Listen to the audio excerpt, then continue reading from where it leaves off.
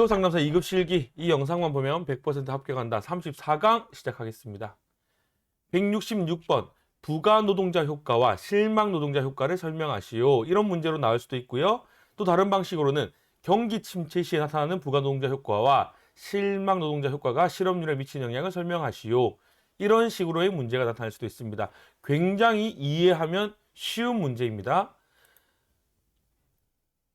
실망노동자 효과라는 것은 이제 경기가 어렵습니다. 그러면 잠깐 그대로 통계를 이야기할 때 현재는 직장이 없는 실업자입니다. 직장이 없지만 이 사람이 직장을 찾기 위해서 노력하고 있으면 이 사람은 경제활동 인구에 들어가나요? 비경제활동 인구에 들어가나요? 그렇죠. 우리 필기시험 할 때 공부 많이 했었죠? 현재는 직업이 없지만 내가 구직 활동을 하고 있다라면 이 사람은 경제활동 인구에 들어갑니다. 그런데 이런 사람이 경기가 너무 안 좋아서 구직 활동을 포기하고 나는 그냥 이제 일 안 할래 가버리면 이 사람은 통계상에 비경제 활동 인구로 빠지는 거예요. 그전에는 이 사람은 경제 활동 인구였는데 이제는 아예 포기해버리면 비경제 활동 인구로 전락하는 거죠. 이걸 실망 노동자 효과라고 말합니다. 이해하시나요? 구직 활동 하던 사람이 경기가 너무 망이라서 안 되니까 그냥 포기해버리고 그냥 경제 활동 안 할래 이런 사람을 실망 노동자라 부릅니다. 그런데 효과가 뭐냐? 우리가 그냥 생각할 때 일하는 사람들이 많이 늘어난다. 포기하고 일자리를 안 가진 사람들이 많이 늘어난다. 그러면 실업자가 많아지니까 실업률이 높아지겠습니까? 낮아지겠습니까? 그냥 언뜻 생각하면 일을 안 하는 사람들이 많아지니까 실업률이 높아질 것 같죠. 그런데 이게 이제 함정이죠. 실업률이 낮아집니다. 왜 낮아지냐? 실업률이라는 것은 경제활동 인구 분의 실업률이었죠. 실업률 나누기 경제활동 인구였죠. 그런데 이렇게 구직활동을 포기한 사람은 경제활동 인구로 안 들어가잖아요. 이해가시나요? 이해가십니까? 포기한 사람은 비경제활동 인구로 빠지기 때문에 이 실업률 계산에서 아예 빠져버리는 거예요. 그렇기 때문에 예를 들어서 10명이 찾고 이렇게 10명 중에 10명이 실업자였는데 이제는 한 명이 빠지니까 9명 되는 거예요. 그렇기 때문에 실업률이 낮아진다. 이것을 실망 노동자 효과라고 합니다. 그러면 부가 노동자 효과는 뭐냐? 반대로 이런 식으로도 생길 수 있습니다. 뭐냐면 경제가 불황이에요. 원래는 남편 혼자 일했는데 이제 아내는 집에서 일을 안 하면서 자녀들 육아를 하면서 비경제 활동 인구로 분류되었었단 말이죠. 비경제 활동 인구. 그런데 경기 불황이 되니까 남편이 일거리를 작아지고 일하는 시간도 줄어들고 막 이러다 보니까 아내도 혹은 나이가 드신 노인들도 어쨌든 함께 가구원의 일부가 청소년도 대학생 딸도 함께 일을 하는 거예요. 그렇기 때문에 가구원의 가족의 일부가 구직 활동을 함으로써 결국은 경제활동 인구가 증가하겠죠. 경제활동 인구가 증가합니다. 경제활동 인구가 증가하니까 실업자들도 있기 때문에 결국은 통계상으로는 실업률을 높이는 결과를 가져온다는 겁니다. 이것이 부가 노동자 효과입니다. 그냥 이렇게 쓰시면 됩니다. 실망 노동자 효과는 경제활동 인구였던 실업자가 구직활동을 포기하고 비경제활동 인구가 된다. 통계상 실업률이 낮아진다. 부가노동자 효과는 경제불황 시 비경제활동 인구였던 가구원의 일부가 구직활동을 함으로써 경제활동 인구가 증가한다. 그래서 통계상 실업률을 높이는 결과가 나온다. 이렇게 쓰시면 됩니다. 167번 임금 하방 경직성을 설명하고 이에 영향을 주는 요인 4가지를 쓰십시오. 임금 하방 경직성이라는 건 무엇이냐? 한 번 인상된 임금은 어떠한 경제 여건에도 좀처럼 밑으로 내려가지 않는다는 거죠. 그렇죠. 우리가 최저임금을 한 번에 8,500원 올렸습니다. 8,300원 올렸습니다. 그러면 그 다음에는 최저임금을 내릴 수 있습니까? 내릴 수가 없습니다. 우리 회사에서 연봉 계약할 때 연봉 3,000원, 4,000원 잡았습니다. 그 다음에 당신 사고 많이 쳤으니까 연봉 내릴게요. 겨우 잘 이렇게 되지 않죠. 사실 동결 이렇게 끝나든지 한 번 인상된 임금은 어떤 경제 여건이 와도 떨어지지 않는다. 이걸 조금 유식한 용어로 임금의 하방 경직성, 내려가는 것은 경직되어 있다 이런 뜻이에요. 그러면 영향을 주는 요인은 뭐냐 이런 거죠. 딱 이해하시면 됩니다. 강력한 노동조합이 있는 거예요. 그래서 노동조합이 있기 때문에 매년 임금은 몇 프로라도 인상한다. 임금은 깎지 않는다. 이렇게 딱 이제 계약이 되어 있겠죠. 또 근로자의 화폐 환상이라는 게 있는 거예요. 막 이 돈이 적어지면 마치 내가 이제 만약에 우리가 쉽게 말하면 물가가 떨어지면 임금도 떨어져야 되는데 그렇게 생각하지 않죠. 그냥 화폐 환상이라는 것은 화폐에 대해서 절대로 양보하지 못하는 그런 게 있다라는 거예요.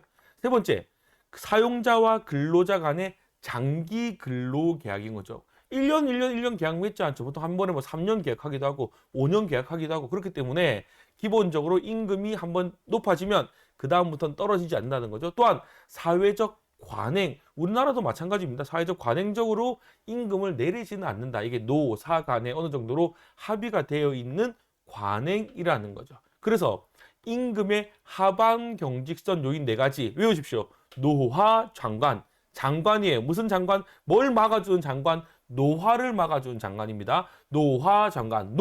노동조합. 화폐 환상. 장기 근로계약. 관행. 이해가시나요? 다시 한번. 임금의 하반 경직성 영향 주는 요인 4가지 뭐라고요? 노화 장관. 노동조합. 화폐 환상. 장기계약. 관행. 지금 바로 외우십시오. 168번. 교육의 사적 수익률이 사회적 수익률보다 낮을 때 정부의 인적 자본 투자 방향을 설명하시오. 교육의 사적 수익률, 이게 무슨 말이냐? 교육을 하여서 이 교육에 굉장히 많은 돈이 들어가는데 이것이 사회적 수익률보다 낮을 때 정부가 어떻게 방향을 하면 되겠느냐, 이런 이야기죠. 그러면 쉽게 이렇게 생각하시면 됩니다. 교육비 보조를 확대한다. 교육비 그러니까 사교육비가 너무 많이 드는 거예요. 그렇기 때문에 이제 어떻게 하면 좋냐, 이렇게 할 때 교육비 보조를 확대한다. 교육기관에 대한 정부와 지방자치단체의 교육비 보조를 확대해서 학생의 교육비 부담 금액을 줄여줘야 한다, 그런 거죠. 또 이제 입시 제도를 개선하는 방법이 있겠죠. 공교육을 내시를 하고 고등학교 및 대학 입시 제도를 개선하여서 사교육비 지출 금액을 대폭 줄여야 된다. 또 세 번째, 세제 혜택, 교육 투자 비용에 세제 혜택을 줘야 된다, 그런 뜻입니다. 그냥 외우십시오. 교육의 사적 수익률이 사회적 수익률보다 낮을 때 정부의 투자 방향, 교육비 보조 확대, 입시 제도 개선, 세제 혜택, 이렇게 해야 된다. 다시 한번. 교육비 보조 해줘야 되고 입시 제도 사교육 지출 줄여줘야 되기 때문에 입시 제도 개선하고요. 그다음에 교육 투자 비용에 대해서 세제 혜택을 해줘야 된다. 이렇게 3가지 기억하시면 되겠습니다. 169번. 경제적 조합주의의 특징 3가지를 쓰십시오. 경제적 조합주의란 게 무엇이냐? 예전에는 막 이렇게 이렇게 막 농성, 회사에서 이렇게 노동조합 만들어서 막 농성하기도 하고, 막 이제 옛날 이야기입니다. 막 데모하기도 하고, 정치적으로도 여러 가지 굉장히 그런 것들이 많았는데, 이 조합들은 뭐의 특징이 있다고요? 경제적 조합. 경제적인 것들로 조합을 만든 것을 경제적 조합주의라고 합니다. 특징 3가지가 뭐냐? 간단하게 기억하시면 정치적이지 않고 타협하고 복지 향상에 애를 쓴답니다. 좀 길게 볼까요? 정치적 투쟁을 지향하지 않는 거죠.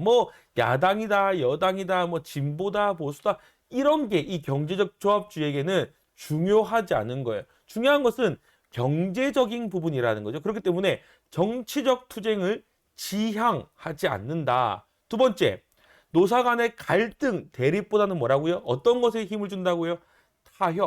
타협을 통한 상호 이해 관계라는 거죠. 세 번째, 노동조합 목적은 노조의 협상력을 통해서 근로조건 개선, 복지 향상에 있다라는 겁니다. 이해가시나요? 근로조건 개선, 복지 향상에 있다. 경제적 조합주의 특징 3가지 뭐라고요? 정치적이지 않고 타협을 통해서 상호 이해관계고 복지 향상을 위해서 존재한다. 예, 이해가 가시죠? 이걸 한번 글로 쭉 써보십시오. 외워도 안 외워지시는 분들은 손으로도 써봐도 되고 키보드로 쳐봐도 좋고, 제일 좋은 건 사실은 조금 시간이 걸리지만 외우는데 제일 좋은 거는 문제만 보고 입으로 말로 계속 소리를 내서 답을 맞춰보는 겁니다. 170번. 힉스의 단체 교섭 이론을 그래프로 그리고 간략히 설명하시오. 힉스가 만든 단체 교섭 이론입니다. 잘 보십시오. 힉스는 이제 우선 글을 보십시오. 힉스는 노동조합의 정한 곡선과 사용자의 양복 곡선을 설정하고 서로 교차하는 점에서 파업 기간이 결정된다고 보았습니다. 이게 무슨 말이냐면 이런 겁니다. 이쪽은 예상 임금 인상률이고, 잠시만요. 예, 이쪽은 예상 임금 인상률이고요. 이쪽은 예상 파업기간입니다. 이게 뭐 쉽게 말하면 노동자들은 월급을 나는 월급을 500만 원 받아야 되겠습니다 라고 이야기를 하는 거예요. 근데 사용자는 500만 원이 무슨 말이냐, 난 100만 원밖에 못 준다라고 이렇게 딱 서로 이제 파업을 시작하는 겁니다. 노동조합을 이제 파업을 시작하고 이렇게 싸우기 시작하는 거죠. 그럴 때 500만 원 택도 없어, 100만 원 이렇게 쭉쭉 서로 양보와 타협을 하겠죠. 쭉 내려옵니다. 그러면 우리 중간에서 한 300만 원, 100만 원, 500만 원 중간 300만 원이죠. 좋다. 그럼 우리가 300만 원 정도에서 서로 이제 합의를 보게 됩니다. 이 교차 기간에 파업이 중지가 되는 거죠. 그래서 밑에 있는 글처럼 서로 양보 곡선, 저항 곡선과 양보 곡선을 설정하고 서로 교차하는 점에서 이게 파업이 중지하면서 파업 기간이 결정된다고 본다. 이것이 힉스의 단체 교섭 이론입니다. 만약에 이것이 파업이 계속됩니다. 계속될수록 노동조합도 양보를 하겠죠. 근데 끝에는 더 이상 양보를 못하는 금액이 있겠죠. 마찬가지로 사용자 측에서도 계속 양보를 하다가 더 이상은 못 줘 하는 양보 곡선 이까지는 정해져 있겠죠. 근데 어쨌든 이 힉스의 단체 교섭 이론에서 중요한 것은 파업 중지는 시점이 어디인가, 노동조합의 저항 곡선과 사용자의 양보 곡선이 만나는 점에서 파업이 중지된다. 단체 교섭 과정에서 노동조합의 요구 임금은 파업이 길어질수록 높아집니까, 낮아집니까? 하향 조정되고, 사용자의 제2임금은 파업이 길어질수록 상향 조정된다. 이 그래프를 이해하시면 이 문제는 간단하게 쓸 수 있습니다. 몇 가지 어려운 문장들만 외우면 돼요. 노동조합의 저항 곡선, 이런 걸 외우기 위해서는 이 표에 나오는 단어를 외워야 되는 거죠. 이 표를 쭉 그릴 수 있어야 됩니다. 딱 이렇게 그린 다음에 이렇게 쭉 쓰고 또 쭉 그리고 중간 잡아놓고 파업 중지, 사용자의 양보 곡선, 노동조합의 저항 곡선, 이런 식으로 쓸 수 있으면 밑에 있는 내용들은 쉽게 쓸 수 있습니다. 예, 170번까지 끝났습니다. 계속해서 힘을 내시고요. 포기하지 마시고 마지막까지 화이팅 하십시오. 감사합니다.